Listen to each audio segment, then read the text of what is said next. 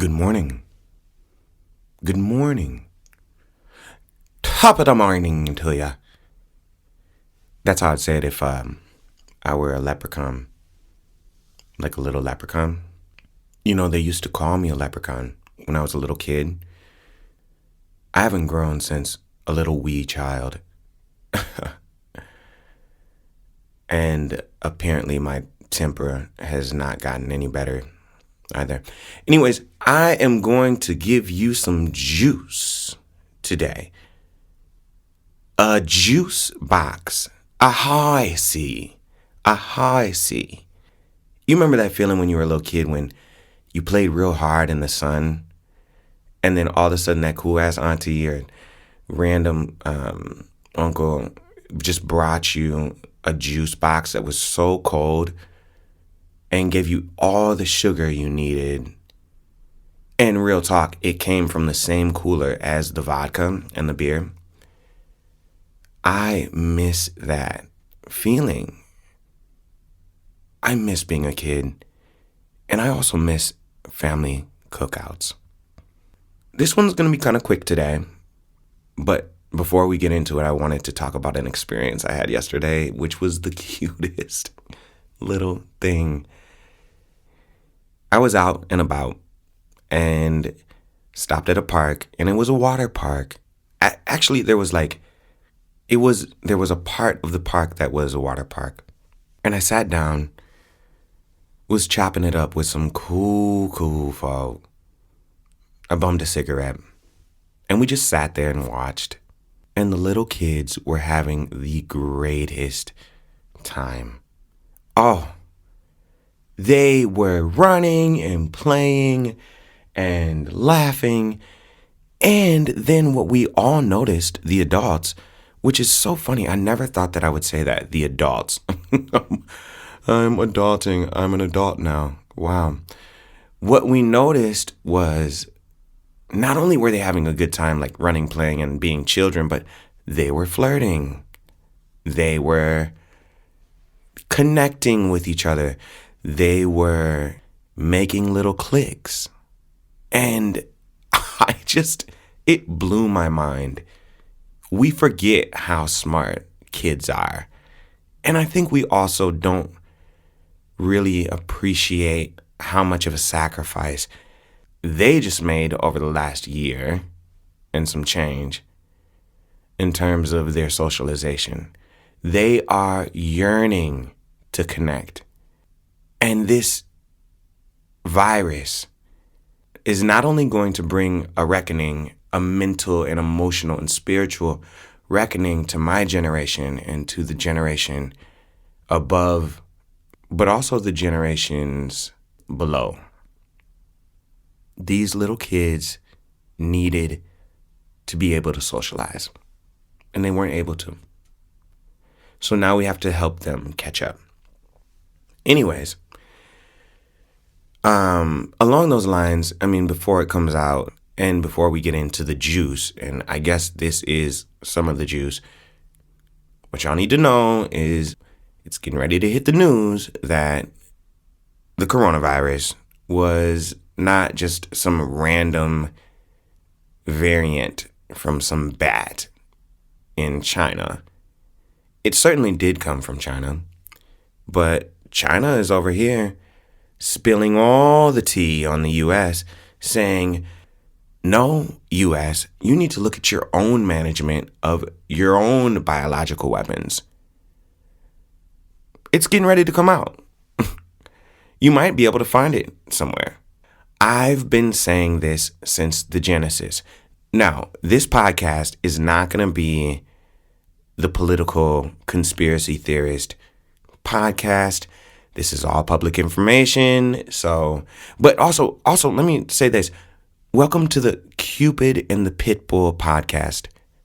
The Cupid and the Pitbull podcast. Okay? So I'm not trying to make this that. I feel like that would spiral into some darkness that I'm not trying to have in my life. But I'm just telling you, girls, go and look it up. It's a biological weapon gone wrong. Gone wrong. Oh, humanity. Especially adults. Can't we all just be kids again? Anyways, my story today is about practice. Practice. Practice. Practice. I'm a classically trained pianist, and I love playing the piano. I love playing the piano. I haven't loved practicing until really recently. And I struggle with anxiety. And I've tried fucking everything. You name it. You just name it. Drugs, alcohol, sex, non-acknowledgement, distraction, all of it. I have tried everything to deal with my acute condition. And it's hard. But what I will say is I've gotten better, and I've actually gotten a grasp on that condition because of what? Practice. So when I was a little kid, I used to work for the Vikings. I was maybe 11 or 12. And I was a ball boy. The job of the ball boy is to do everything on a football team full of grown-ass, very capable men that the grown-ass, capable men don't want to do. So you clean the locker rooms, you get them their food, you go and prepare the practice field, and you did. It always confused me why we were kids in that position, because you're around millionaires, like professionals, who don't necessarily acknowledge you, but they know you're there and you are actually a part of the family. But you're not a millionaire. And you don't know exactly what they're dealing with. I mean, I was around these niggas. These niggas had rims. Oh, they had sound systems, jewelry, all the locker room conversations. I didn't know that experience. I mean, imagine it though. As a little kid, you're in there around men that, you really do aspire to be where they are. Socially, financially, maybe not emotionally though. I mean, honestly, these niggas had some issues. But my point is that they practiced.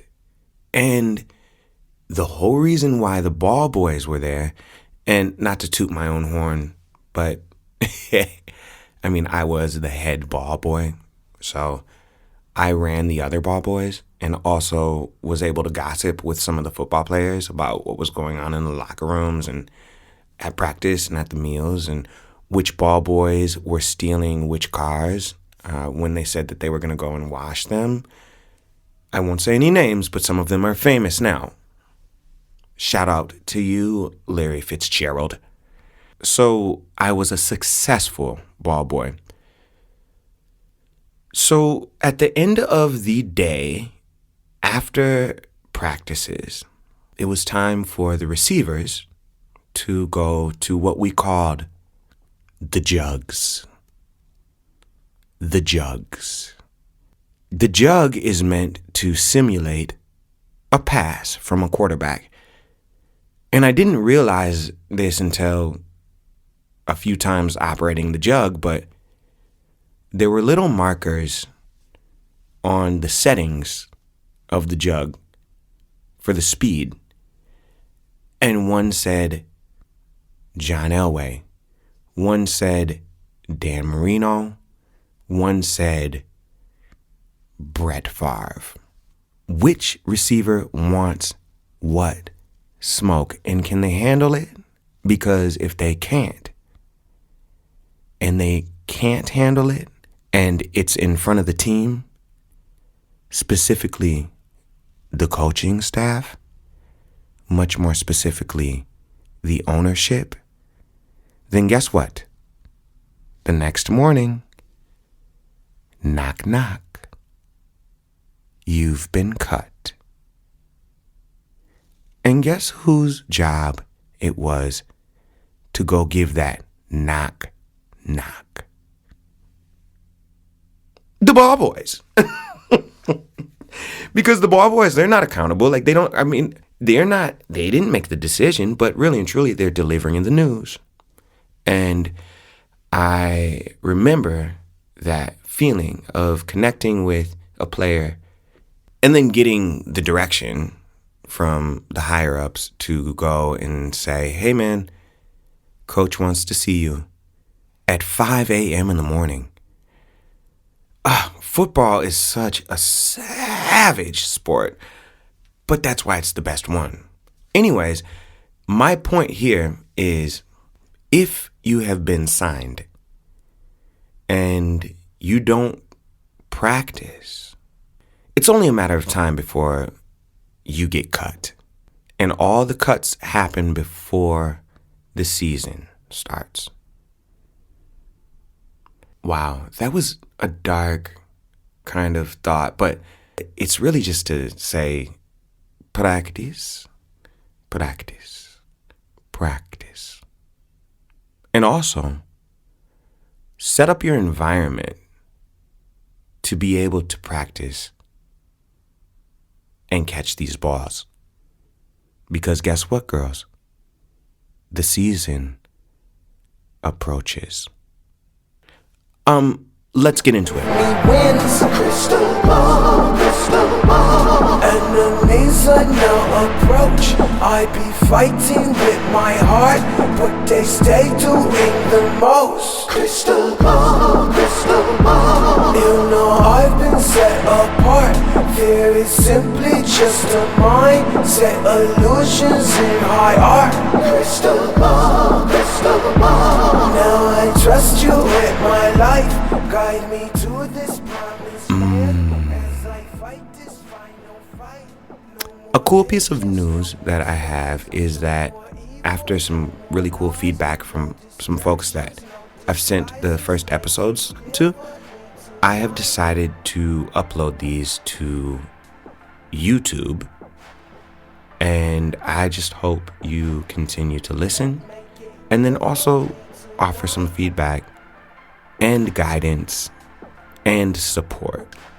All the information that you need is in the description. I'll talk to you real soon. And remember, practice. Bye. Make it clear for me tonight.